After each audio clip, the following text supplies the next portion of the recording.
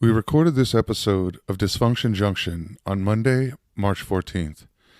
At the time of the recording, Scott Hall had been taken off of life support and was still holding on.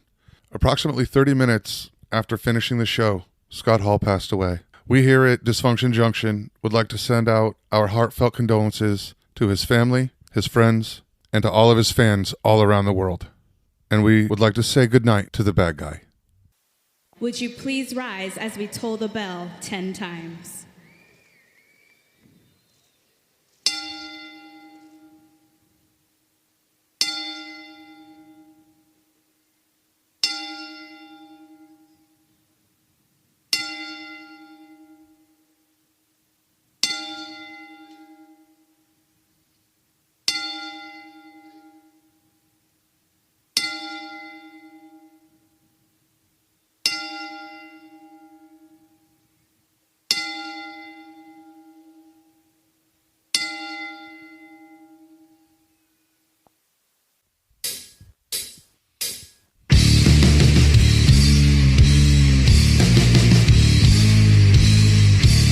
And now, Jabroni Studios, in association with Big Herm Productions, is proud to present to you, recording from an undisclosed location in Oakdale, Connecticut, it's Chris Burns, it's Chris Lynch, this is Dysfunction Junction. Welcome back, everybody, to the train ride from hell and the non-stop to nowhere. Gaze out that window, folks. The signpost up ahead says, "Welcome to Dysfunction Junction." Fuck yeah. My name is Chris Burns. To my left, back again, and hopefully forever, Chris Lynch. And Herm the Sperm is in the house. He fucked us last week. But I gotta say, dude came in big time today. I did. He tickled our taint last week, and now it's for the big money shot. This is the big reveal right here. This is like when you watch Restaurant Impossible and they walk the folks in, covering their eyes, like, open your eyes. And they see the beautiful new restaurant. Look at him as he's opening the, what did you call it? The papillon? These are, the paper gimmick. Oh, I just warmed them up en papillon. They're wrapped in parchment paper. I can use that word in a sentence. Yes. Papillon. Papillon. How's your pappy, yo? He's doing well. All right, we're going to let Herm get back on the microphone in just a second and tell you what this beautiful concoction is. These are Cubano sandwich style ribs. So they're mojo rubbed ribs that I smoked for about 3.5, 4 hours. Then I wrapped them in paper and put a little bit of mojo marinade in there and finished cooking them. I cooked them a little past what I normally like to cook them. They're a little overdone. They're a little past competition done. Okay. But that's so that the bones slide out relatively easy. And then what you do is you pull the bones out and then you push pickle spears into where the bone slots go. And then you layer that with, I made a nice whole grain honey mustard that goes on there. And then there's ham and Swiss cheese, and I slid it back in the smoker till it got a little color and took some smoky on it. So it's a play on a Cuban sandwich, just no bread. All right. Yeah. We're going to let you go first.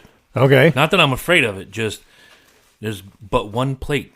Yeah. And all these beautiful, delicious. Well, that's why I have a pad right here. Oh, you're going to put the rib on the pad. Yes. All right, rock and roll, bro. Not a maxi pad. All right, so if you guys heard last week, he was talking about making these things in the car as we're coming here, and Herm became the first in-studio victim of a Hey Stupid. Yeah. But now you came through. I may have to rescind that Hey Stupid. All right, we're going to He's draw gonna. a line. There you go. He's drawing a line. All right, that is... One end of these has... I pulled the bones out. Okay. So this end is all boneless to about halfway through. Uh-huh. And then somewhere on this half, there's some little cartilage pieces Okay. that still get left in. So it's not a McRib. Not many things It's are. not a McRib, but like this half of the rack is a McRib, so go for it. All right, well, I was going to ask you to cut. Oh, You're the chef. You do just... it big. Yeah, you just fucking dive. I'm going to dive right in and have Lynch dive right in, and you may never see us again. This is awesome. And then just cut it. I'm getting, what do you call it, rigid just thinking about it. Woot. All right, fuck. See, I already fucked it up. No, you didn't. No, just keep cut. Oh, yeah, keep that's cutting. it. Cut it. It's a bad rib. All right, what am I supposed to do? How to Lynch? Where am I giving? Do whatever you want to do. Just what do you want to give take the Lynch? bite. All right, I get Just pickle, take a bite, and then we'll go from there. pickle, ham, cheese, and rib. I want to make sure I get. All of it. Yeah, I feel like Robert Irvine now. Make sure you get all the flavors. You got a little bit on your And the chin. best part is, as we do this, there's half a rack here. So Lynch and I will be taking some of this confectionery goodness with us out the door. And I'm having issues, man. Is this fork regulation size or what? Yeah, that's a regular fork, Chris. Yeah, this is operator error. My mom only gives me the plastic ones. All right. The plastic ones. There we go. We're going to flip that sumbitch right there. Do this. Here we go. All right. Are you ready for this? Am I ready for this?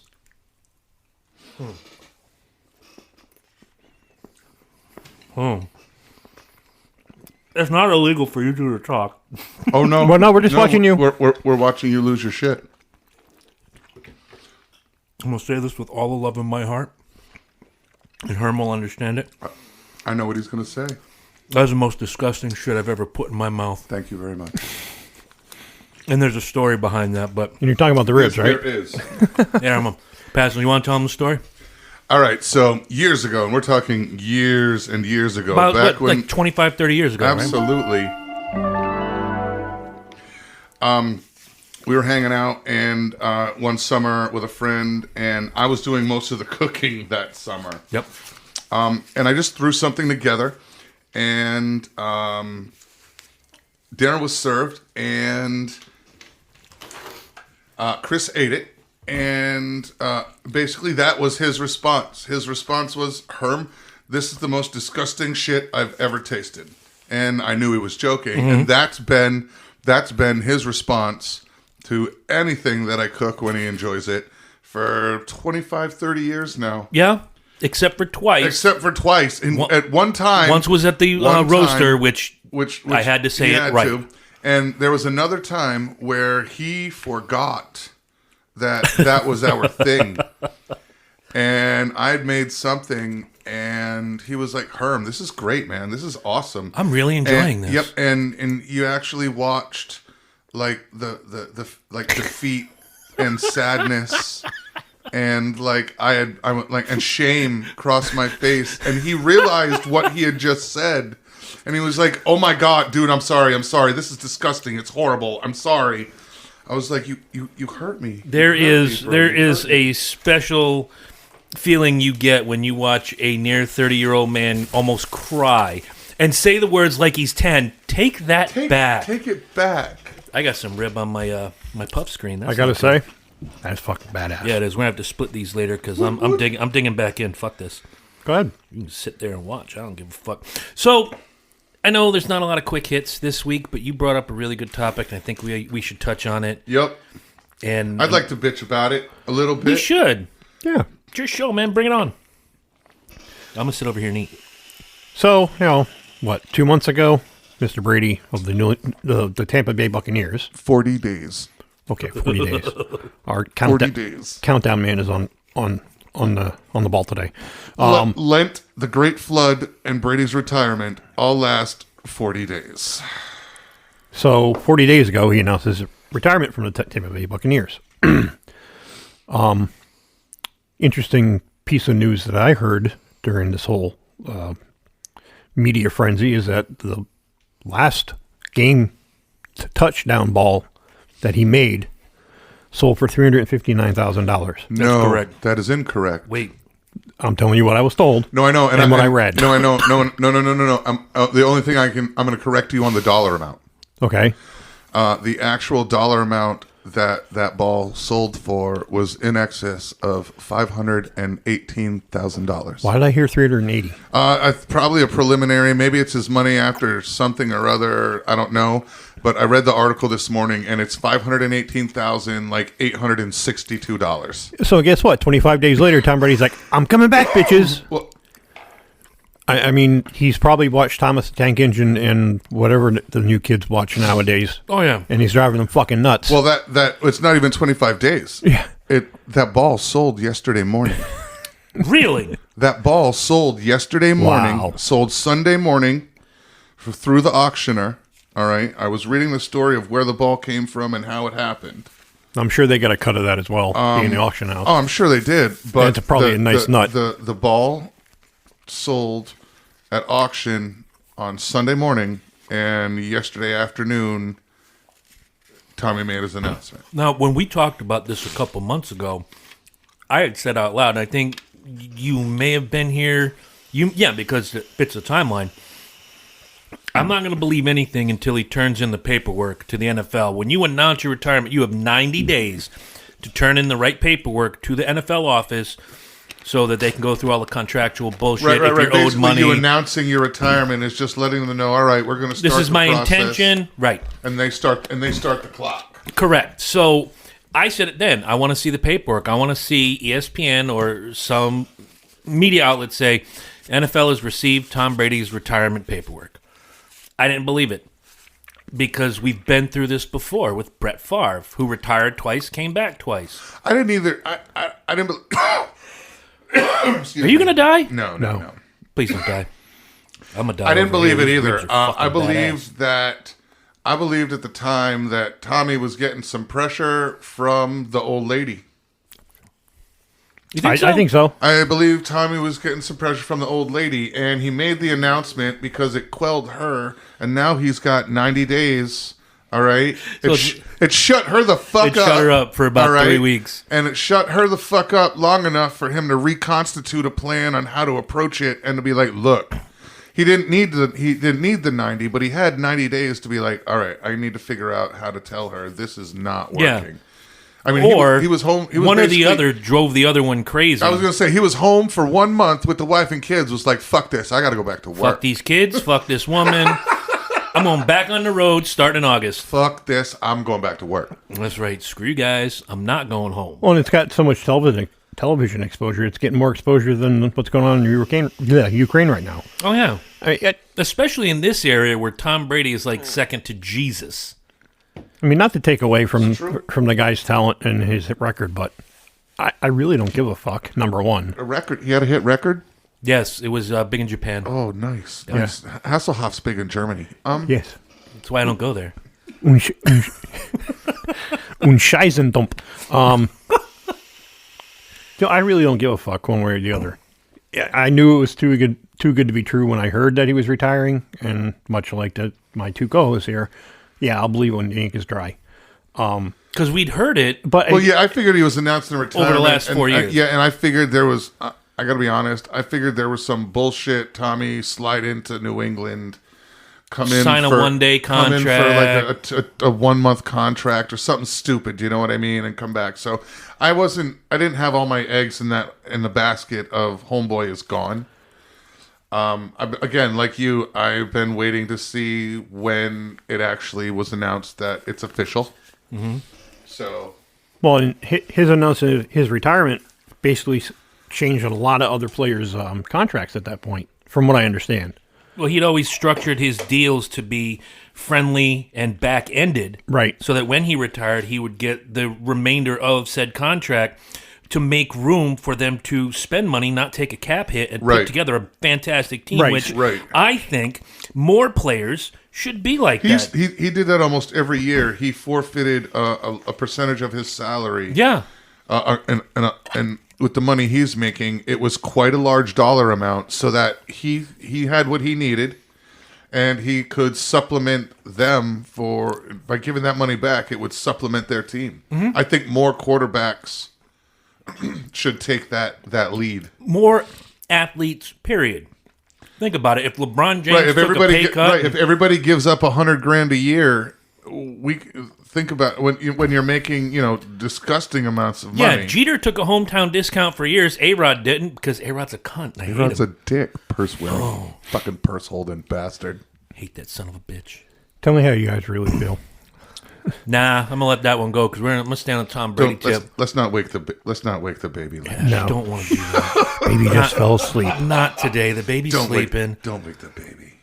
With Tom Brady, and like I said, he's akin to a god around here in the New England area where we live. You would have thought, or people were crying like he was Princess Diana in the tunnel in Paris when they found out he was retiring. Oh, Dodie. They act like he went fishing with him last week. You know, Jesus Christ, we ain't gonna have no more Tom Brady, some bitch. And to all those people, his tried and true fan base, many of whom, like little bitches, took off their Patriot gear, put on Tampa Bay gear. Well, I'm a Tom Brady guy. No, bitch, you're a Patriots guy. I don't give a fuck who they trade from my shitty-ass team. I'm going to stick with my shitty-ass team. I didn't follow Deion Sanders to fucking San Francisco and Dallas. And Hey, look at the deal my boys just made. We just threw our entire future away for the next 3 years so that we can come up third in the AFC instead of fourth. Makes a lot of sense. I would like to have been in the room in Seattle when they said, "What? Wilson to the Broncos? This makes sense." This makes sense. So you're getting a fantastic quarterback, although injury riddled for the last couple of years. A little bit of a head case. A little bit. Sure does beat who you had under center. Definitely more of a franchise type leading player. But how much cocaine was in that boardroom in Seattle? Yeah, let's send Russell to Denver, man. Is this coke or fentanyl? Fentanyl. Fuck it, I'll do it. Right? And on top of that, Dude, if you're a Cowboys 43 fan, picks from Denver, we'll do it. if you're a Cowboys fan, I want to make sure you're Amari still alive Cooper. and not suicidal. Amari Cooper Could have gone anywhere. They sent him to Cleveland. You got rid of the best dude on the team. Again, another head case, another guy that flakes out when the flaking gets good, but Yeah, but when he's still, hot, when he's hot, he's hot. One of your- so if you can keep him hot, one of Dallas's best weapons was just traded to the butthole of America. yeah, Cleveland. and not even swapped or traded, was literally just released and sent to. Like they didn't get anything for it other than they opened up some headroom in their salary. That's not true. They got a tuna sub and a 6-pack of Coca-Cola Starlight in exchange for Amari Cooper. That's a bargain. For a head case? That's still better than the deal you got for the Super Bowl. I'm just saying. That's true. That's very true. I'm not going to stop eating. I'm going to finish that last piece. You got to take these away from me. These are delicious. They're disgustingly delicious. Yeah. You know what? They're disgustingly delicious. Absolutely. And if you cut this right here and then put that on a roll. Oh. Yeah. Yeah, this is total food porn. Herm's going to put up a picture since I'm in Facebook jail. Yep. Again? Yeah. When did that happen? 7-8 days It ago. was about a week or so ago. Yeah. You want to hear about it? Just before you came home. Of course. You want to hear it? Here it go. Here it is. A friend of mine posts on Facebook and says, I'm at Lawrence Memorial Hospital, and it's like 7 o'clock in the morning. Nothing good happens at 7 o'clock in the morning you got to be at a hospital for. Right. So everybody starts flipping out, right? I'm like, dude, are you okay? His wife finally posts. She says, guys, he's okay. He had an 8 o'clock appointment, but you know him. He's ridiculously early. He does his thing. This is what got me in Facebook jail. I said to his wife, I says, you know, when you get home tonight, for all of us that were worried, I want you to punch him right in the butt. I got pegged for inciting violence and hate speech. Yeah. Oh my God. Mm-hmm. Fucking algorithms. However, if you can look at any other fucking anywhere and see fuck this, and I see people, young ladies, young girls that are friends of my daughter. You know, they're friendly. I'm friendly with them. Got them on Facebook. I just keep my eyes open. Right. Posting stuff like, if your nigga don't come home and give you plenty of yours and you don't give him none of it. I'm like, hello? I'm inside. I'm speaking hate speech, but they can run around posting N-word this and N-word that. Well, the problem being is that once you're put in jail, I know. You hit an algorithm. You're a red flag from there on out, and they keep closer scrutiny on you. That's not even people; it's a computer that watches your move. Oh yeah. And I'll Google something on my phone, and then all of a sudden I start getting advertisements that go along with what I just searched. There have been times I think my phone knows what I'm thinking. Because I was watching a concert on Access one time, and they had an interview with one of the guys backstage who had these leather bracelets. I was like, I'm thinking to myself, that'd look cool. That'd look really fucking cool. 2 days later, I got an ad for leather bracelets. Never said the words out loud. These things are an instrument of the devil. Well, and people say I'm crazy for saying this, but they are listening actively all the time. I don't doubt it. Not in the least. I'm surprised they haven't had somebody come to my door. Did you say this about Mr. Zuckerberg? Damn right I did. Yeah, what are you going to do about it? Zucker cunt. Fuckerberg, whatever. So yeah, that's how I ended up on Facebook jail. Fucktard. Anyway, well, you got another 20 some odd days to ride out your jail. I have to sentence. think about what I've done and Make hopefully penance. try to be a better person. Yep. You need to go up and think about what you've done. Yeah. And think about what your actions. I'll go around with little vials and collect the tears of virgins. Oh, wait, there's not a lot of those around here. No, not really. And think about what the consequences of your actions By wishing somebody you punch them in the butt. can cause you. Okay. We have a world divided. We have a country not only divided by racial unrest, whether real or imagined. We have countries going to war with each other. And I'm in Facebook jail because I said to a woman, punch your husband in the butt. Yep. Yeah. Yep, that's the kind of house we keep here. Fucking ridiculous. I'd like to punch Tom Brady in the butt for pissing off a bunch of my If they friends. took that money that they put into investing in these algorithms and the people that write this line of code and data mining, how much more money we would have in our coffers in the fucking government? Because most of that's government funded. Oh, I am not in the least bit surprised if that would be true, that the government is in bed with Zuckerberg. Very, very little is actually government money. Most of what Zuckerberg does is his own money. He wants the government involved as little as fucking possible. Well, there's probably a reason for that then. I'm just saying. Why? I'm not going to lie. Ask anybody in business. They want the government involved as little as possible. Then why, on a post that for months and months and months is the truth, you post something about, say, the masks or Joe Biden being an idiot, you get that little block as a fact checker. Because that's what they have.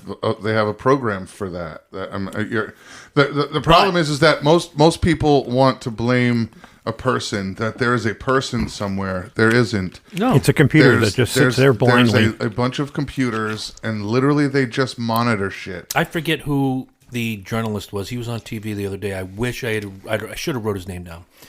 Said that he did a test on fact checking. Wrote something completely false about Donald Trump. No fact check. Wrote something completely true about Joe Biden. Fact checked. I'm not saying that one or the other is good or bad or indifferent out of the two people I just mentioned. I am saying that I think that Mark Zuckerberg, who is very liberal, very left-leaning, will, whether we know it or not, and again, we don't know what goes on behind those closed doors. This shit comes out in documents years later when he gets sued by everybody. Isn't that how it went with Bill Gates? Yeah. It's what you don't know that when you find out, you're like, motherfucker. And people like me who sound crazy now end up sounding like, fucking Einstein at some point in their life because you had an inkling. You can show the paper trail or at least the online post trail, and then when the shit hits the fan, you're like, see, not as crazy as you think I am. Nope. Actually, I am, but not in that instance. I went from Tom Brady to Zuckerberg, all because I went to Facebook jail. So, in other news, I do not know if you guys heard this or not, but Jussie Smollett's attacker was sentenced to 150 days in prison and given $100 change $1,000 in fines and restitution. Jussie Smollett's attacker still maintains his innocence, even though Jussie Smollett's attacker has been proven guilty, not only by his actions and witnesses, but in a court of law. And go ahead. I think you using the phrase Jussie Smollett's attacker lessens what actually happened. Oh, no, I was getting to that. I'm just because saying, that's a point I'm trying to make. I'm just saying, yeah. I get there. I'm just saying, I think anybody who uses that phrase and seriously means it, literally, you're totally removing the value of what's happened and what it was. Pointing out that, in my own defense, I'm pointing out the truth. I'm not sugarcoating it. I am not going to believe, like I tell my kid, don't believe everything you hear upon first listen. You got to give it time. The story will breathe itself out. Everything weeds itself out. So when Jussie Smollett was found not to have been attacked by MAGA hat-wearing white guys at 2 a.m. and he never dropped the fucking Subway sandwich. Subway doesn't make sandwiches that good. that if you're getting beat by two MAGA hat wearing crazies, just drop the sandwich. It's not like he was eating Herm's ribs. You know what I mean? It's $5. Come on, man. Yeah, you get a $5 foot, which is now $6 foot long. I don't even know if they do that deal anymore. But you're Jussie Smollett. And he paid two of his friends to attack him to stage a hate crime. This is where Herm's going, and this is why I told him, like, let me breathe this one out. We live in a country right now, as I mentioned before, such racial divide and even ideological divide, where people think words are violence and everything's phobic this or ist that. To stage this for whatever narrative you were trying to push upon the people, and you got caught. You basically took a shit on everybody else this has happened to. So for me to say Jussie Smollett's attacker in the way that I do, oh, by the way, the attacker is named Jussie Smollett. Yeah, just himself. Yeah. So I'm taking a shit on him because there are people that actually have these hate crimes happen to them. Whether you're white, black, Puerto Rican, Mexican, whatever your nationality is, there was a lot of Asian hate crime going on in, was it New York not long ago? That is, that's fucked up. But for him to do this, first of all, you're a Hollywood actor. You got more to lose than if some schmuck from the south side of Chicago tried this and got away with it. Then, I just think that he owes people an apology. He needs to stop standing on his little soapbox and say, I'm innocent. Oh, the best acting he's done in his career was done in front of that judge late last week when he says, I'm innocent and I'm not suicidal. If anything happens to me, you know what happened. Yeah, No. he killed himself. Yeah. He didn't get Epstein. If he does die in prison, he's not going out like Epstein. He's going to do it to himself, and then that's going to be the narrative for all these crazies that believe in him and say, they killed him. The MAGA hat wearing guys got into prison and killed him. No, fuckwad. That's not. And to your point is that anybody who has been a victim of a hate crime, domestic violence, or anything like that, that totally discredits the people who actually need help. Mm-hmm. You're 23-year-old white college girl coming home from a study group. You're walking the street. You claimed you were attacked by 3 men. Doesn't need to be white. Doesn't need to be black. Color is not the issue here. Mm-hmm. By him saying that he's innocent in defending himself for this whole fabricated story, how do you think law enforcement looks at this? Oh, Jesus Christ. Now I got to peel away the bullshit layers of bullshit onion here to get to the kernel of truth. Mm-hmm. And it puts the victim, it puts a blame on the victim immediately. And that's not fair. Because there's thousands upon thousands of people that go through this every year, if not hundreds of thousands. And their story is more critiqued than their alleged attacker. What he did and what could have happened by him staging this attack would have taken race relations back 60 plus years. If it were a real, honest-to-goodness crime, a gay black man in Chicago, late at night, gets jumped by 2 white dudes in MAGA hats, telling him, calling him words and saying things about his sexual orientation and things like that. So he's in a double victimized category. And I'm not saying this to be rude, but he's black and he's gay. So to claim that this was the impetus for this attack, and then it come to find out he paid 2 of his friends to do it, and he staged the whole thing, and yada, yada, yada, yada, yada. That could have caused real problems had they not found the truth. No, and the repercussions from that would have been really, really, really bad. Did you just eat my ribs? Uh-huh. Okay, just checking. And now he's complaining that while he's in prison, he's afraid he's going to get COVID, and he needs to be put somewhere where it's more sterilized. Oh, for the love of Pete. I'm going to get COVID. I can make it real simple. I got an ammo box full of 9 mils right behind me. Oh, he's one of the few prisoners I don't think is going to have a problem with dealing with Bubba in prison. Well, bullets are cheaper than the death penalty. Yep. I'm sorry, I don't mean to come across as like a fucking angry man, but a very good friend of mine told me today that the Saudi Arabian government took 81 criminals and executed them just in one day. Why can't our justice system move that swiftly? Because we're all about dragging it out and appeals and all this other bullshit. Now, the appeal process, when it's done the right way, has vindicated people who have been in prison for 10, 15 years. Sure. That were proven guilty at first, but then, as DNA evidence became more and more prevalent in murder trials or rape or attacks. Sure. It's vindicated a lot of people. I get the reason why we have the appeal policy, but then you have the serial abusers. You're not stopping the death penalty. You're just hitting pause for a couple of years. Here's a question I have for both of you. And Herm and I were listening to something about this on the way here. He was sentenced to 150 days in jail. And again, it was about $120-something thousand in fines and restitution that he has to pay to the city of Chicago. The max penalty for this could have been 15 years. Yeah. Did he get off light because he's a celebrity? Or do you think there's another reason he got off light? I think there's probably a little bit of both. As you well know, celebrities do get Vince Neil killed a guy drunk driving. And he only did 30 days in jail. Well, yeah. Anyway. But he was white. That doesn't matter. That doesn't fucking matter. Celebrities, do you think, But doesn't it? Sometimes it does. Celebrities have the bankroll to get the best lawyers, and they pay for their light sentence, and not monetarily. There's no they don't have enough time to sit there and think about I really fucked up this time. Right.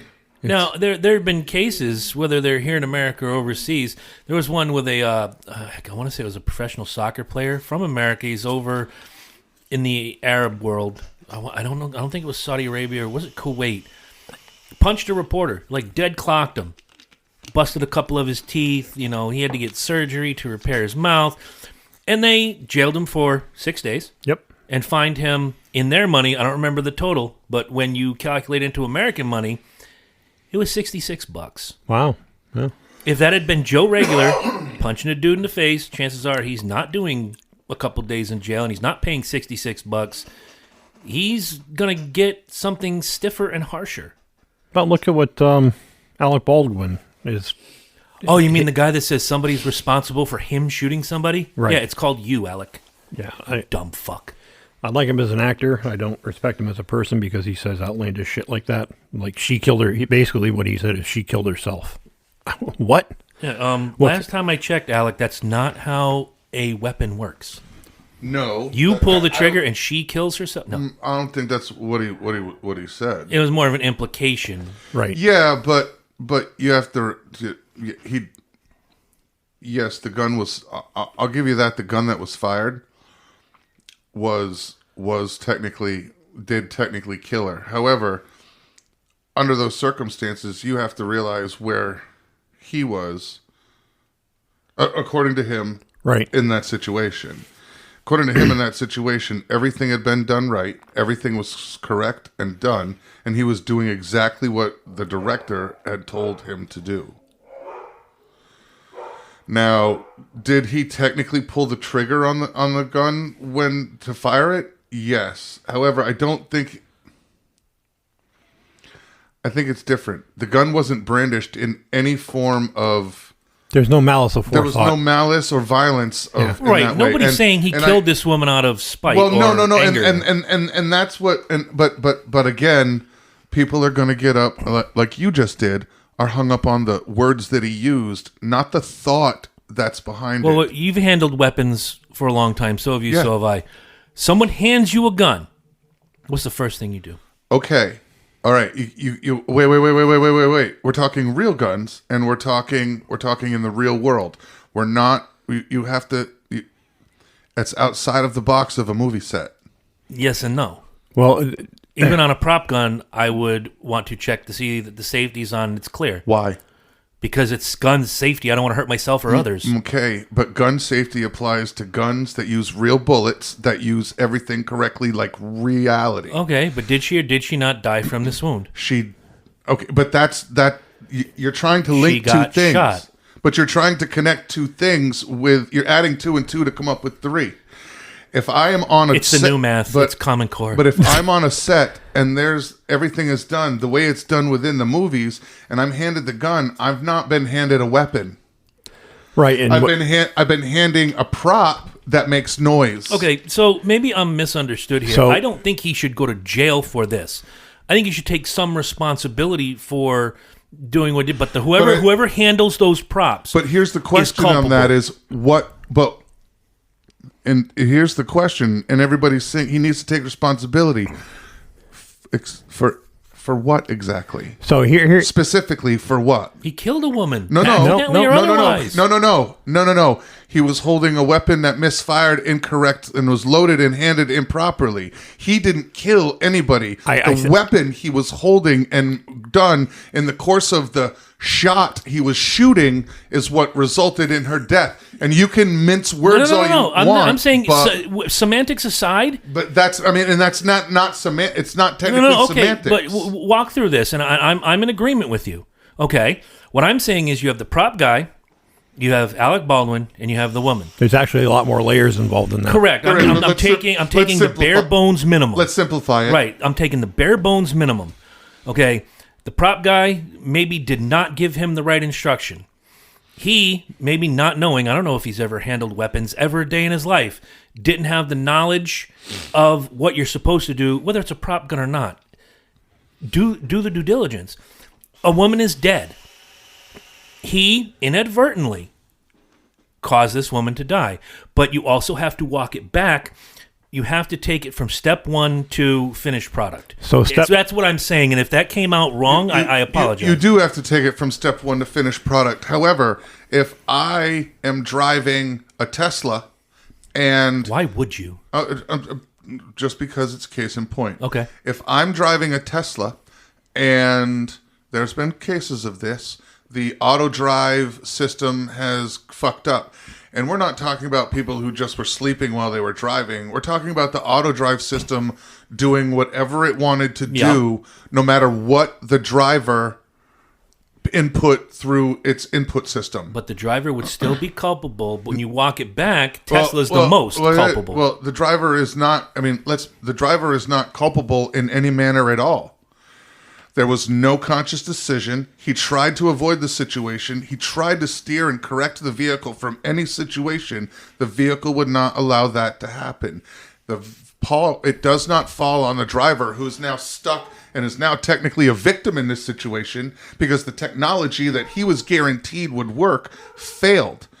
At what point I'm following this. Yeah. At what point did I, as the consumer, who decided that after you did all your safety instructions and all your safety checks, and I'm driving down the road and your car fucks up, why am I responsible for killing 3 people? But that would be, again, peeling back the onion, getting to the core of the matter. But I that's get exactly what you're saying. But that's where we are 6 months later. Why are we arguing? We agree. We're not arguing. We're not arguing. But that's what I'm saying. That's what I'm saying 6 months later is peeling back the onion. Yes. Was the gun in his hand? Was he technically, is there actual culpability? Minimum, but he has to own it. Well, he has to own that. He has to own that he was I think he has to hold and own the fact that he was doing what he was supposed to be doing when it happened. Correct. I don't think he has to own and hold any personal responsibility or hold himself liable personally or shit on himself. Look, he's already going to feel bad that it happened, but reality is he was handed something that was checked by 4 other prop masters, this, that, and the other thing. He followed an instruction, and it went bad. You're a movie buff. Who's the guy during the filming of The Twilight Zone that got decapitated? Vic Morrow. Thank you. Vic Morrow. And They tried to sue John Landis for murder. And there was a couple of the kids. They were underage. The helicopter accident there. Yeah. They were underage. I knew you would know the name. So if you remember, they tried suing everybody. Much like the station nightclub fire. They tried suing the company that rented out the helicopter. They tried suing the pilot estate. They tried suing the movie company. At no point, and I was too young. I couldn't have said this at 8, 9, 10 years old. That helicopter guy needs to pay. No, it was an accident. Much of what happened here with Alec Baldwin is an accident. But at the same time, he's saying, I didn't kill that woman. In the most technical term, you did. However, we just got through talking about it. We're beating the horse. The horse is now bleeding out the ass. It's been dead for a half hour. No, well, I just want to say one thing. That gun was being live fired the night previous. Yes. Yeah. Yeah. So- That gun had Live rounds. Live round residue. Yep. And The residue is completely different. The gunpowder is actually completely different. yeah, and a prop gun. The gunfire that you see on TV is prop fire. All those automatic weapons, when you use them, or guns, they don't do that flame shoot, spark arrestor, four-way star fire thing out of the end of an M16 when you fire it. When you fire that, it's smokeless powder. It's designed so that the enemy can't see where the fuck Exactly. you're shooting from. All of that shit in the movies is all exaggerated to the point so we see all the gunfire, but in reality, there's really no sign other than the residue that it's different. Well, so signing off on this topic, all I have to say is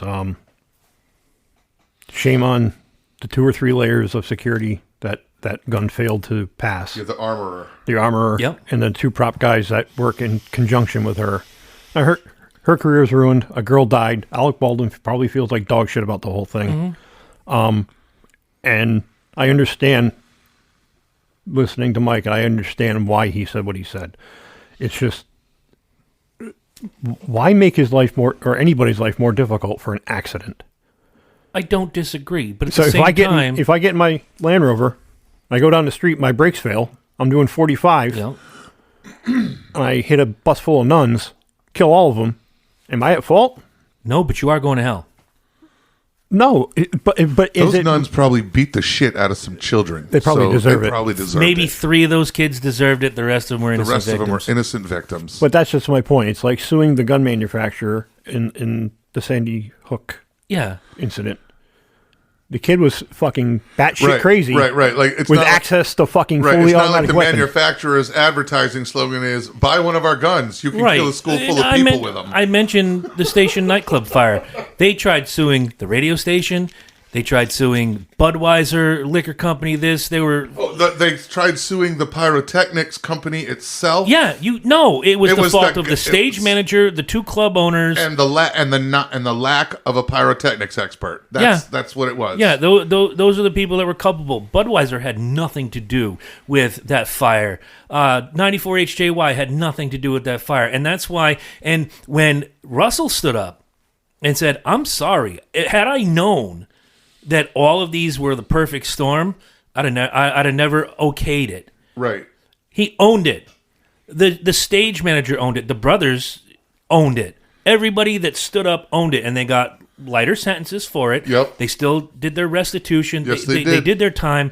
And, say what you want about any of these wacky things we've just talked about. When you stand up and you take responsibility, and trust me, nobody in Alec Baldwin's case, nobody in the station nightclub fire case said, you know what would be a good thing to do tonight? I'm going to kill somebody. I'm going to kill me 100 people and injure about 300 more. I'm going to go down to the set and I'm going to shoot this bitch. It's not the intention. We've already established was not there to harm anybody. But when you do harm, to your point, you're driving, your brakes go. I have a feeling, knowing you as long as I have, the first words out of your filthy sewer of a mouth would be, "Oh my God, I'm so sorry." Yep. Whether or not you had anything to do with those brakes failing, you would stand up and go, "Oh my God, I'm so sorry." Yep. That's the be all end all of it for me. Seriously. Well, I think back to the Baldwin thing. I think he's apologized and said he was sorry that the I situation. haven't followed the story that closely to he's know. apologized and numerous feels times shitty about it. What he's not going to let people do is what he doesn't and isn't going to allow people to do, or especially entertainment media, is to pin it on him. Right. Like he's not going to be the scapegoat pin artist. And if he's done that, good on him. I was there in the situation. I did not have anything to do with how that safety violation If happened. that happened, good on him. Same with the Dardarian brothers, Dan Beakley, Jack Russell with the station thing. Until Juicy Smoulier stands up and takes responsibility, not just do his time. No, it just says, so you know look, what? I fucked up. I fucked up. I did that. I was wrong. That's really what I want to know what his intention was. If it wasn't just for continuing to perpetuate the narrative that our country is full of unhinged rednecks that just want to lynch black people. By the way, did you hear they just made a law making lynching illegal, which has been illegal for like what now, 70 years? But you have to do it because you just have to do it now. We have this law. We're just going to make another law that's the same as that law, but we're going to make a law. Fuck off. Yeah, I think there was something to do with the changing of there was some wording of the that, wording Yep. that clarified it, and I'm not siding with it. I just believe that usually when they do law changes like that, when it's literally like 3 words Yeah. in the law that changed. But the that way changed things. the media portrayed it was like in a historic moment. There's an anti-lynching law. Wait a minute. We learned about that in 8th grade, and that was more than 30 years ago. What state was it in? I don't remember. Because if it's Off like one of top them, of the because like some of them southern states, like yeah, technically there's a law on the books, but the way the law is written, you can still whoop the ass of a black person. It's all right. Yeah. I'm looking at. I'm just saying, there's some of those laws. There's some townships down south, and I'm not shitting on southern people, but that I mean, let's be honest, that's where the whole slavery was really big. Okay, it's a new still bill. mad. You're right. It is. It's just some wording. Because the original clarifies and what kind of it's little things. I was like technically, wrong. if you wanted to, you could rewrite the Constitution because it doesn't include women. Right. You know what I I was mean? wrong. The original wasn't 70 years ago. The original lynching law went on the books on April 18th, 1918. And it's been reworded and, made to reflect the period that you're in as it's gone along. But to hear the media portrayed, it's like this is the first time there's ever been an anti-lynching law. The fuck there isn't. I just pulled that up in 30 seconds. We were in 8th grade learning about this shit. Yeah. Yeah. Anyway, we have a new segment we're going to roll out tonight in just a minute, but I would be remiss if I didn't mention, for Herm and myself, and I don't know how much you were a fan, but it turns out that one of our favorite wrestlers, Scott Hall, is he's not doing very been well. on life support, had 3 heart attacks this past weekend. And hip surgery. Yep, after the blood clot moved and whatever. It was hip heart surgery was like a attacks week and after- change ago, Yeah, hip surgery went all right, and then so Razor Ramon is not doing well. No, I'm hoping they say the last report I got via the New York Post was he was taken off the life support about 4 hours ago as we record this. So it is now 7:00 here on the East Coast. So at about 3 in the afternoon, they removed him from life support, and I haven't received word that he's dead. So I'm hoping he kicks out at 2.5 and gets up and delivers a big ass razor's edge to all of this. He's come a long way from hopeless alcoholic and drug addict to one of the leading people who goes and talks to these young athletes, whether you're a professional wrestler or whoever you are, and tells them of the dangers of drug and alcohol and says, you know what, you can do anything you want to do. You just got to put your 100% of your being into it. And when you get there, try not to fall off because it hurt. It hurt me. It hurt my family. It hurt my marriage. It hurt everything. And one of my favorites, man, in my 20s, man, there wasn't a time we didn't have a good time watching Razor Ramon. Yes, this is true. There is a clip out there, and if I find it, I will send it to Herm, and he'll put it up on the Facebook page because I am in Facebook jail.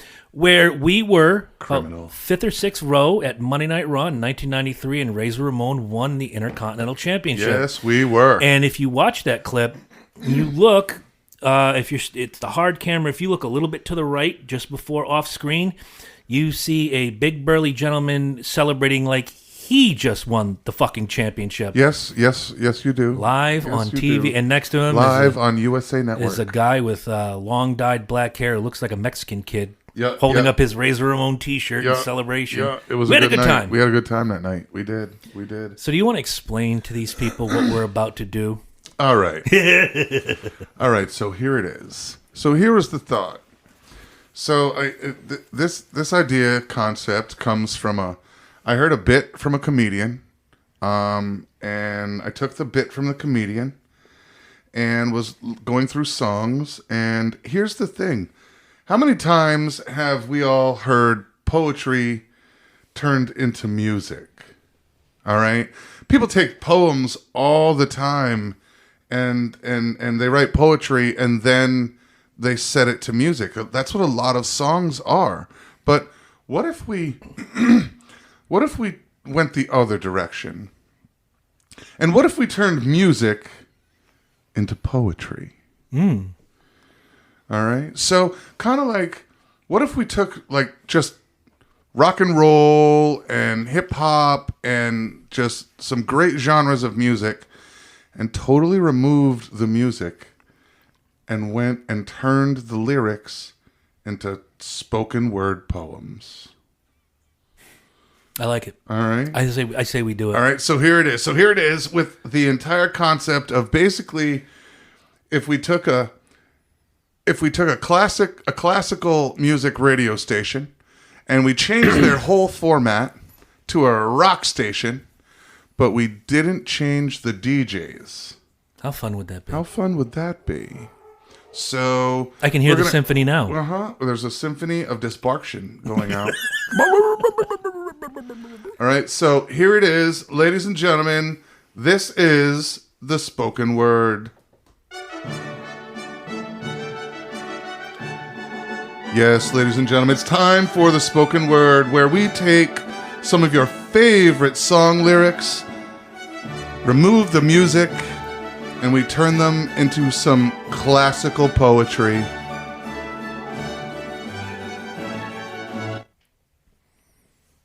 All right. I feel classical already. Heard classical already. All right. It's good to be back. I'm not sure I like the look on your face right now because you got some shit up your You sleeve. I got can some feel it. shit? All right. All right. Why don't you lead off? This was your baby. All right, ladies and gentlemen, here it is. We have our first reader tonight, our first poetry reader tonight on the spoken word. And go ahead, Lynch. Sitting at home with my dick on hard. So I got the black book for a freak to call. Picked up the telephone, then dialed the 7 digits. Said, "Yo, this is Marquise. Baby, are you down with it?" I arrived at her house, knocked on the door, not having no idea of what the night might have in store. I'm like a dog in heat, a freak without warning. I have an appetite for sex because me so horny. There it is, ladies and gentlemen. Just words of love and devotion. Best love song ever written. Best love song ever written. Excellent. All right. I don't know that that's the best love song ever written It's a good love song, though. because I present to you Oh, our next reader coming up right now. from the Notorious B.I.G. Orchestra. To all the ladies in the place, with style and grace, allow me to lace these lyrical douches in your bushes. Who rocks grooves and makes moves with all the mommies? The back of the club, sippin' Moët, is where you'll find me. What? The back of the club, mackin'. My crew is behind me. Mad question asking, passing, music blasting. But I just can't quit. Because one of these honeys, Biggie got to creep with. That's right. I love it when you call me Big Papa. Throw your hands in the air if you're a true player. I love it when you call me Big Papa. To the honeys getting money, playing fellas like dummies. 'Cause I see some ladies tonight that should be having my baby. Baby. All right. Very interesting. Nice spin. I think nice spin. Marquise and Big were hanging out at one point. I don't know. Probably. They might have been. All right, so here we up. Next reader. This is a song. This is a poem called "Take It Off" by the Kiss Instrumental Orchestra.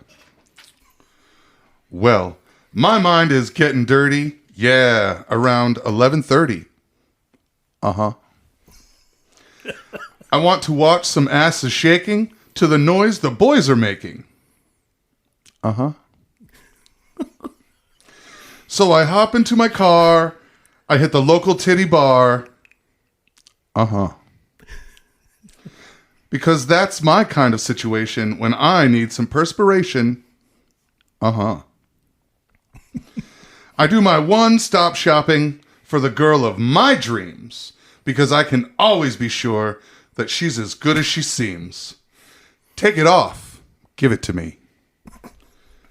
Take it off like you do me. I want to see what's inside because you've got nothing to hide. Take it off, pretty baby. Another classic. That is a classic right there. It's funny how when you read it like you're in Like junior I was gonna say, year junior poetry, year poetry class. in front of Mrs. Gardner, and you're reading fucking Robert Frost, and you're reading Paul Stanley talking about a strip club. It all kind of makes sense. See, it's not always the words, it's how you say it. You know, I was gonna say, mom was right. It's not what you say; It's how you say it's it. how you say it. Speaking of how you say it, bring us our next poem. Our next poem come up from Mr. Lynch.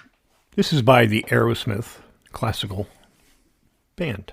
Are they a quintet? I believe they are. I think so. Okay. Backstroke lover, always hiding beneath the cover. Until I talked to my daddy, he said, he said, you ain't seen nothing until you're down on the muffin. Then you sure to be a changing your ways. I met a cheerleader, was a real young breeder, all the times I can reminisce.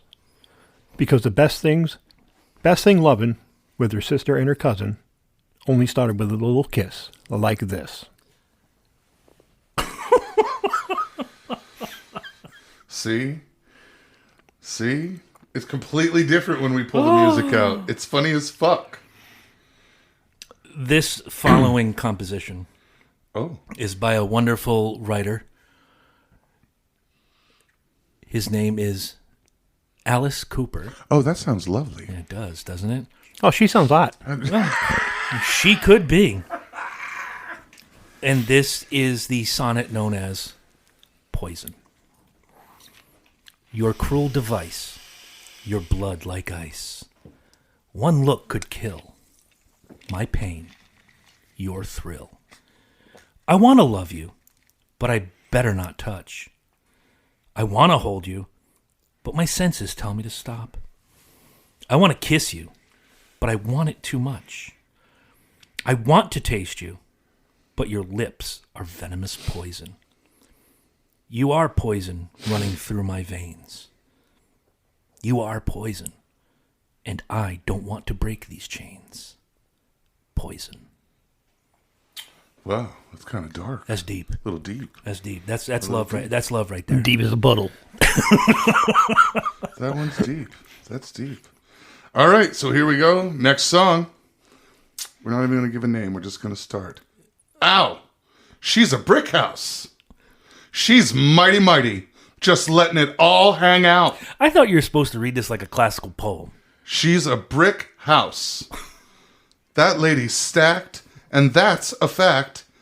Ain't holding nothing back. Ow, she's a brick house. Well put together. Everybody knows. This is how the story goes.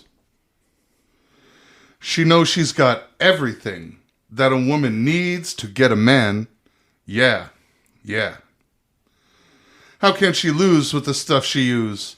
36, 24, 36. Oh, what a winning hand. 'Cause she's a brick house. She's mighty, mighty, just letting it all hang out. She's a brick house. Ow, that lady stacked, and that's a fact. She ain't holding nothing back. Ow, she's a brick house. I hope none of you are driving while you're listening to this. Because, technically we didn't shoot the gun. Great, so technically we're loading it. Yeah, we're loading them, motherfucker. Chamber is loaded. I forgot the rotation. Oh, it's going to go to Lynch. Lynch, okay. Oh. All right, so we picked 3, correct? Yeah. Yeah. If we got time, maybe throw a 4th one down. Oh, I got one. I'm Alec Baldwin. I got one in the chamber at all times. Not shooting blanks. Then. Anyway. Dear mother, dear father, time is frozen still. What's left to be? Hear nothing, say nothing.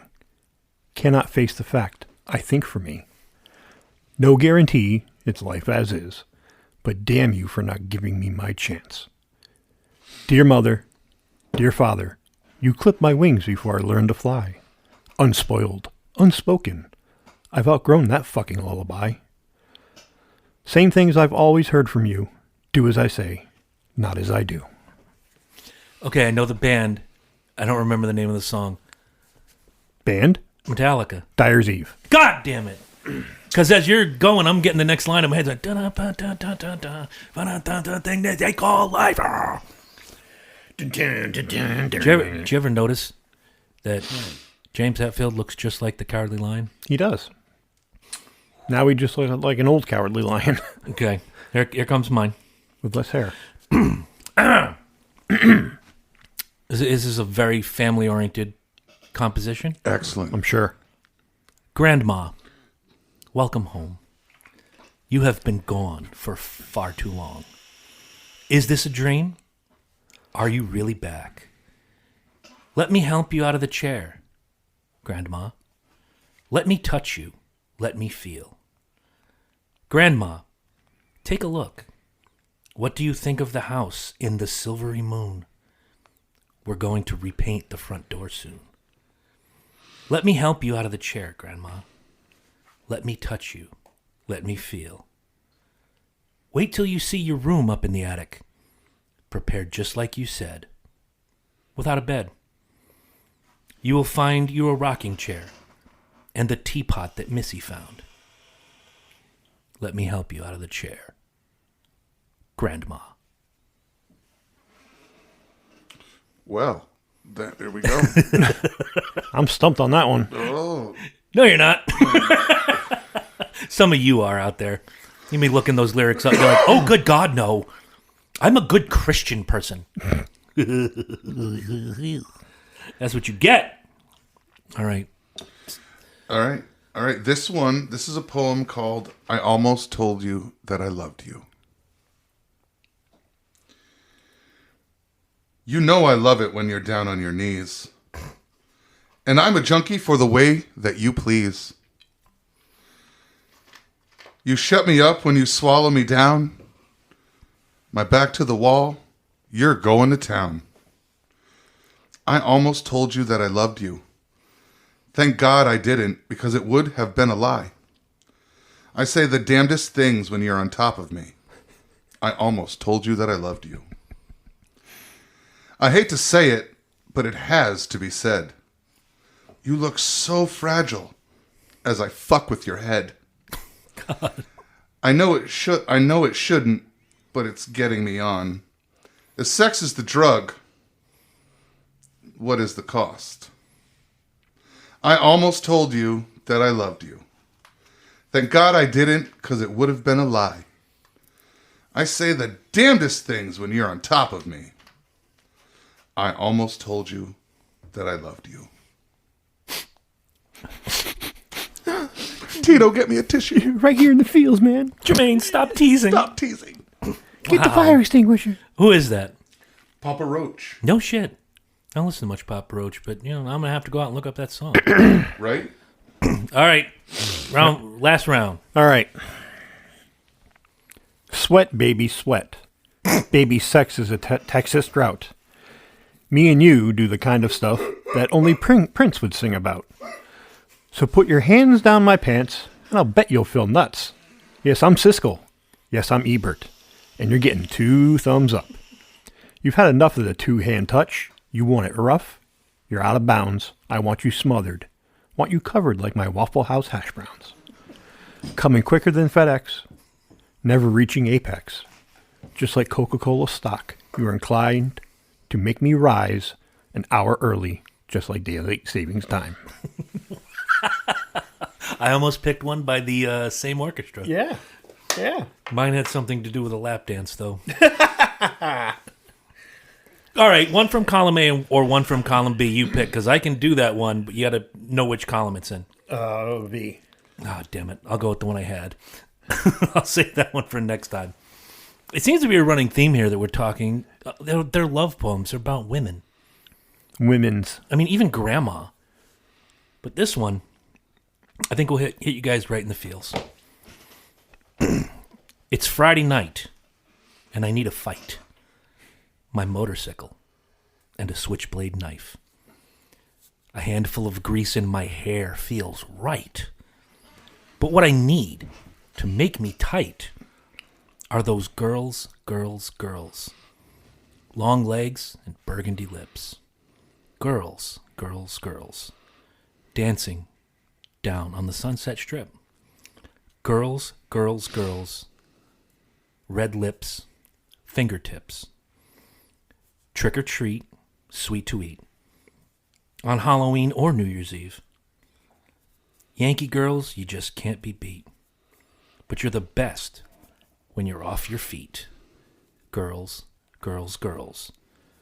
At the Dollhouse in Fort Lauderdale.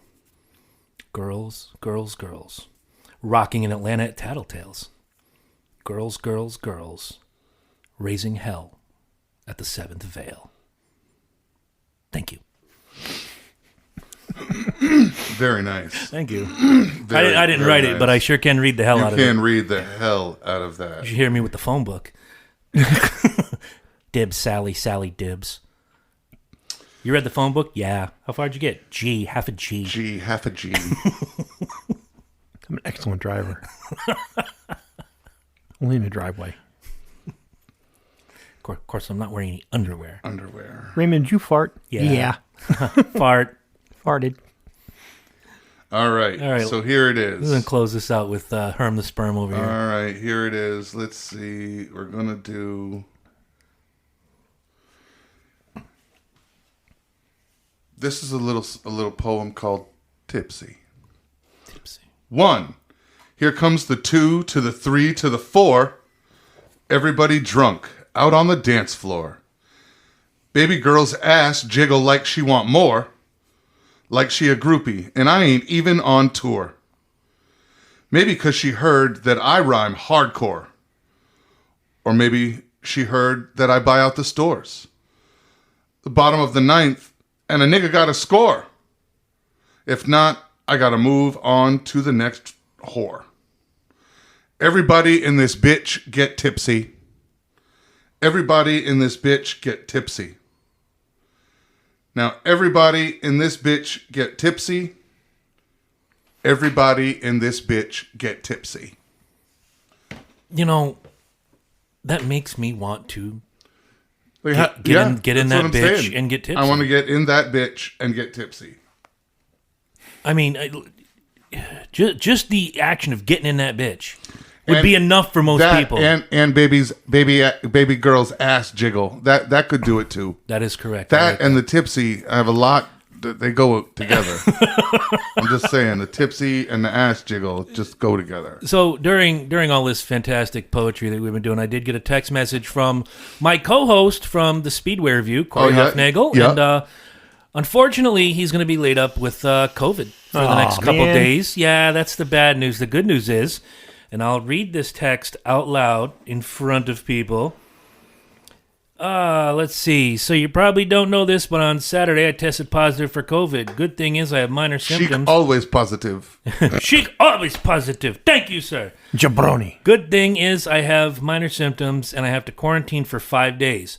So during my 5 days in quarantine, I'm going to be binge listening to Dysfunction Junction. Just listen to the first 2 episodes and I'm immediately hooked. Very nice. So, Corey, thank you nice. very much. You can catch Corey and myself, along with Jordan Balasico and Tori Calhoun, every Wednesday night on Facebook with the Speedway Review. It's a good time. Even if you don't like racing, we're funny motherfuckers. Not as funny as us three, but Yeah, I mean, like, if you're laid up in the house, stuck in the house, and can't go anywhere with nothing else to do and your life is miserable, the We're an option. Dysfunction Junction is a great thing to listen to. yes. you know? And then as you get immediately hooked, you're going to tell your friends, and they're going to tell their friends, and they're going to tell their friends, and so on, And so on. and so on. So we need. And I was thinking about this last week and this week about a future topic, and we have rattled it around. So we got to do a different spin. We can't do a basic movie episode. There has to be a theme. And one of the themes I'd like to throw on the table is our top 4. Again, we're not going to step on Casada and his top 5. Yeah. Top 4 most quotable movies ever made. Because as if you guys were ever in here with us, hell, we just did it a minute ago on the microphone. Yeah. It's like spitting lyrics, man. There's going to be a lot of run over on There that. might be. We step on each other's, but for different reasons. So my suggestion is we all have our lists made by Friday.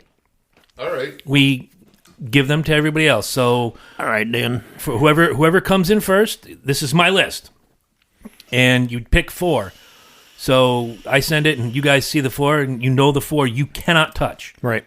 You go to another movie, and another movie. And again, it's going to go, it's the quickest on the draw. Lynch, you could have yours by tonight at midnight and fuck us all. Probably already have it. In a And they row? don't have to be funny. They can be serious movies. Hell, if you want to use The Passion of the Christ, if you know Aramaic, you could say, oh, that's an easily quotable movie. Absolutely. By the way, have you ever watched The Passion? Yes, I have. That's That's all right. I don't know hucking on my bread. I watched it with English subtitles. The first time I saw it, I went to the theater with my girlfriend at the time, watched it, and it's 2.5 hours of Aramaic, and you know the story, you just don't know what they're talking about. Right. So the other night, I couldn't sleep. I said, I'm going to put on The Passion. I'm going to put on the English subtitles. I'd like to find the person. I'm not going to give them a hey, stupid. Who did the translation? Yeah, who did the translation? Oh, it's because they're horrible. using so many modernized terms. Like, go get him, EM. Go get him. Or just stupid, like, 20th century, 21st century phraseology that you know nobody in 33 AD is going to use. Right.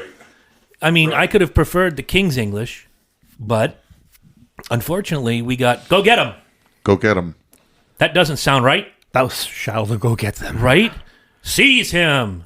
Right, I can see that. I can see him. I see him just And fine. I have some free advice for you guys. I know we're a little short tonight, but A little bit. I think we had fun. Yeah. I'm going to give you guys a bit of free advice. Again, when I'm bored, I go to the movies, the Netflix. I see what's out there. I have some free advice for you. Do not watch the second season of Tiger King. And do not watch the Doc Antle version of the Tiger King. Why waste your life? No, I did. I haven't seen the first version. Oh, the of first Tiger was King. fantastic. Nah. And I have to give these guys credit because I did watch The World's Worst Roommate or The Worst Roommate Ever or whatever the fuck that was. That series is Dude! the shit that some of the like they had to leave their own homes and it was bad. The first lady got me hooked. I was like, God damn, that's a sick bitch. Yeah. And then the last one, the 2-parter, yeah. with the squatter guy. Yeah. Yes, the guy that just Dude! yes.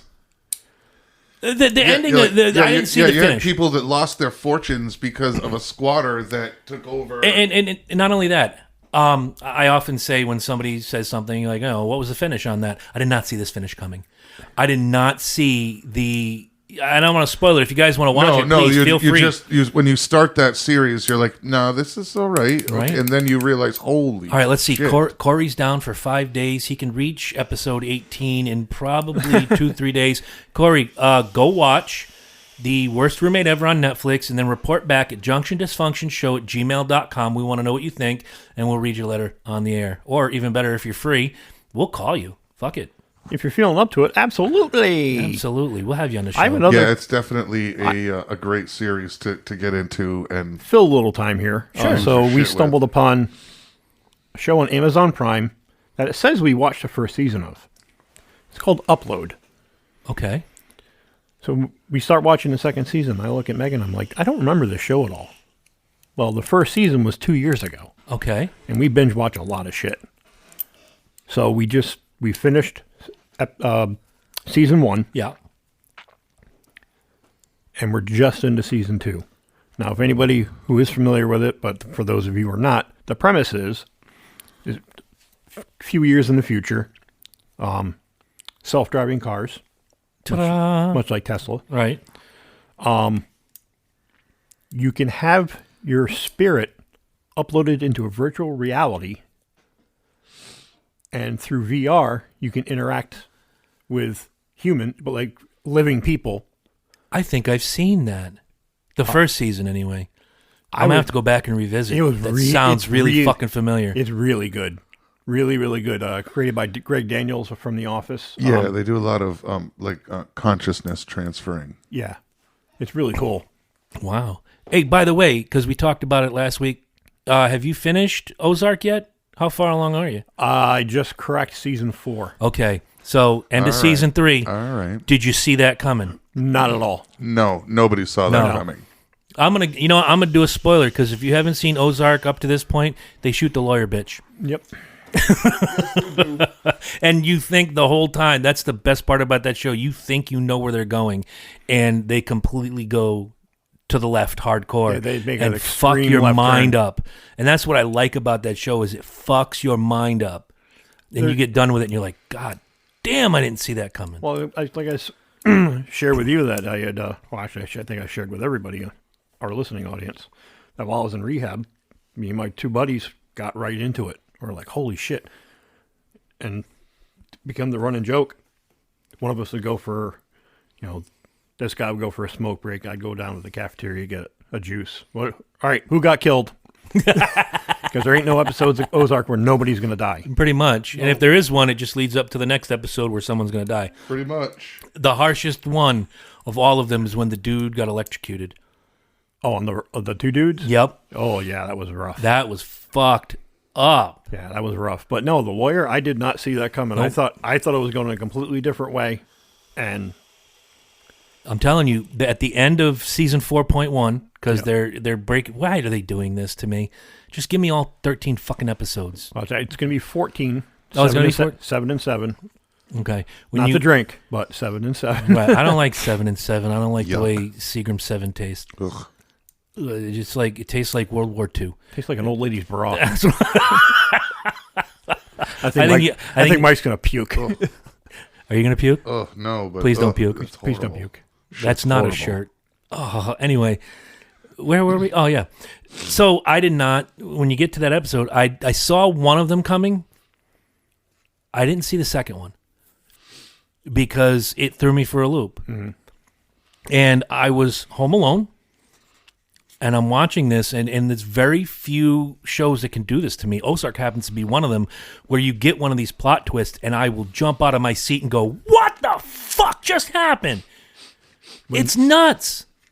When Boss Man shot the lawyer, Yep. actually, I rewound it and watched it again.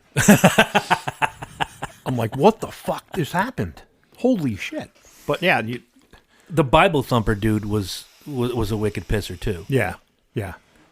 But no, I'm trying to think if there's anything else I can recommend right now. There's so much content out there, and we always joke we have Amazon Prime, Disney Plus, HBO Max, and fucking Netflix. This gimmick, that gimmick, and we'll go through it. Like, have we watched everything in the world? You're going to be like that commercial back then. You have watched everything. They used to joke that our friend Josh was Yeah. like this. Like, you have reached the end of the internet. There is nothing more to see. Go back. Go back. Start again. Go back. That's going to be you and your wife. Well, and the fucked up thing is that when we had a TiVo, we would TiVo as much as we could. And you don't get to it. Right. You don't get to it. It overwrites unless you tell it not to, blah, blah, blah. With the system I have now, it'll stay there until you watch it. Oh, good. But the problem being is that we start with all good intentions of watching the show religiously, then something else catches our eye. So then we have to go all the way back to the beginning because, fuck, I barely remembered what happened this morning, let alone 2 years ago, season 1. Yeah. I always do that when like the new Cobra Kai comes out or when new Ozark came out. I watch the last 2 episodes of the season before just to catch myself up. And it'll knock the cobwebs out. Yep, and you remember all this the hokey shit. Now let's go forward. Yep. But yeah, lot of good tools out there that if you're ever bored. Yep. As far as I have a TV suggestion, not just for you, but for the listening audience. I know you're into superhero stuff like I am. Yep. Don't know how you are with superhero stuff. This show was recommended to me by one of the kids that works in the store. And they knew I was into Titans, which I can't wait for the new season Titans to come out. But they said, watch Stargirl. I'm like, I am not trying to watch some teenage hoochie mama run around and pretend to be a superhero. I got 3 episodes in, fell in love with it, binged both seasons. It is fantastic. What service is that on? That's on HBO Max. Okay. Go to the DC Hub, Okay. and you'll find Stargirl. And the story is compelling. You almost forget you're watching like this sort of Dawson's Creek meets Twin Peaks. That's how the only way I can explain it. Interesting. Because you have a bunch of teenage superheroes going up against these adult supervillains, and it's really compelling. It's really good. I don't recommend shitty shit. I like to recommend the good shit. Oh, and Inventing Anna on Netflix is another great show. Somebody told me about I didn't that. think I was Megan watched it while I was in rehab, and she's like, "You gotta watch this. You gotta." Is that the one with the girl from My Girl? No, all grown up. And the girl who plays Anna is the girl from Ozark, the blonde. Yeah, I don't know shit about fuck. Yeah, Yeah, okay. I don't know her name. I just and know. it's based upon a true story. I know in the show she's Ruth Yes. in Ozark, Yeah. but she has the filthiest mouth ever in the history of ever. I love her. She'd make a sailor cry. Yeah, I love her. What is the one you used earlier? The Ghostbusters line. She says shit that would turn She you would white. say shit that turns you white. That's a big Twinkie. All right, you got any recommendations over there for the peeps? Nah, I watch a lot of shit, and it's just very eclectic. It's a nice way of saying he watches some weird I shit. just watch some weird shit. What the hell did I watch the other day? I don't know.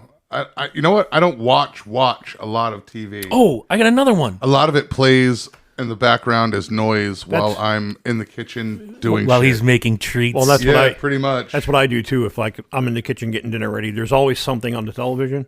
I'm listening to it. I can't do that. I can't It's use just- good stuff like that as background. I would rather put Sports Center on in the background or, Full House or something because I want to be able to get into it.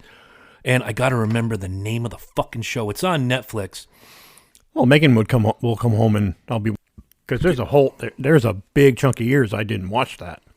I think this is it. Okay, if you haven't seen it already, it's called Crime Scene: The Times Square Killer. That's in my queue. Okay, It's in my queue. get on that. Do that before Stargirl. Okay. I watched this the other night on a lark because I wasted a couple hours of my life with that bullshit Tiger King 2. And at the bottom it says, recommendations for you. And there was Crime Scene: The Times Square Killer. I says, all right, you got my attention. Let me see what this is about. I think it's 5 or 6 episodes. Wow. Yeah. Just fucking wow. You will not be dicking around on your phone while you're watching this. You won't be cleaning the dog mess or anything. You will be stuck on this. And you're a true crime. You both are true crime. Easy for me to say. True crime fans like I am. Right. This will get you. I love all that true crime shit. I do Love too. all of it. Discovery Plus has probably the best true crime stuff. Well, was it Discovery ID? That's basically all they play all day long is old Dateline stuff. Oh yeah, Dateline and Snapped and shit like that. And Keith Morrison's voice just puts me the fuck out. Or was it? Coming up, a body wrapped in a rug found under the trailer, and Myrtle has no idea how it got there. Or does she? Next on Snapped. Myrtle. I don't know. It's the first trailer park name I could come. Ethel! Myrtle the turtle. Turtle. When Sorry. that's all right. Mike, take your pill. Just say no. Just say no. Pizza Hut, what do you need? God damn it, I'm trying to remember. Give me an old person name. Because that would be Myrtle's husband that they find under... Beatrice. An old person, like a dude. Her husband. Oh, Myron. Myron, there you go. Myron and Myrtle. Yeah. The Hendersons. They live at the end of the block. It's something more like Goldstein. Oh, there you go. Anyway, not the profile or anything. Yeah, right? Listen to you, fucking racist. Well done. Oh, I came back. Had to. That's a thing still. Couldn't say it while you were gone? Yeah, well done. Oh, my God. You got anything to say to these folks before we cash out? No, man. No, I think we did pretty good. Don't forget, junctiondysfunctionshow@gmail.com. Drop us a line. Tell us what you think about anything we talk about at any given point in time. And don't forget, whatever system you use to listen to us, drop us that 5-star rating. You don't even have to write anything nice. Tell us what color socks you're wearing. That's it. Leave a 5-star review. Girl wearing black socks. Well, good on you. And that's all I'm wearing. Apple Bottom Girl 73. Awesome job. Yeah. Anything you want to tell these folks? Keep listening, man. I like that idea, and Shit's I support it. Just get better and better as we go along. I agree. And, good having you back. Good having you be, just as there. All right, we're back. We had a little bit of a technical difficulty. Lynch, you were saying. So I listened back to last week's episode, and I could feel that, like, my detachment, trying to wrap my head around being in the real world. You got to remember, came home Saturday, and this was 2 days later. Yeah. I feel much more, I don't want to say into it, but more aware tonight. We noticed. Yeah. Yeah. We know. Right. The two of us, as a team of three, Yeah. the two of us had that conversation this week. That was entirely the reason we let you run with the Brady thing tonight. Right. We talked, and you kind of, and you did last week. You said, you said you were just kind of and just kind of slowly roll in. Yeah, I know. It was a slow roll. And it was a slow roll. But however, listening, we noticed the difference when there was the three of us. We both noticed that it just kind of we needed more Lynch again. Yeah. It's really what it comes down to is we needed more Lynch, and it wasn't there. Like, you were there and we introduced it, but the two of us were like, we kind of just need to let him have something to roll in it, and just we kind of pushed you into the pool. Yeah. And you know what? Sometimes I need that. We didn't put the bubbles on your arms either. Oh man, no floaties. But I know throughout this journey that you're going on here, and again, when you're comfortable telling the nice folks about it, do it. If you choose never to, then that's your choice. I know AA is part of your thing, and one thing I wanted to share is that they say it's a 12-step program. That is incorrect. There is a 13th step. Okay. And the 13th step is made a list of people who hurt us. Real or imaginary. And swore. To get even. Correct.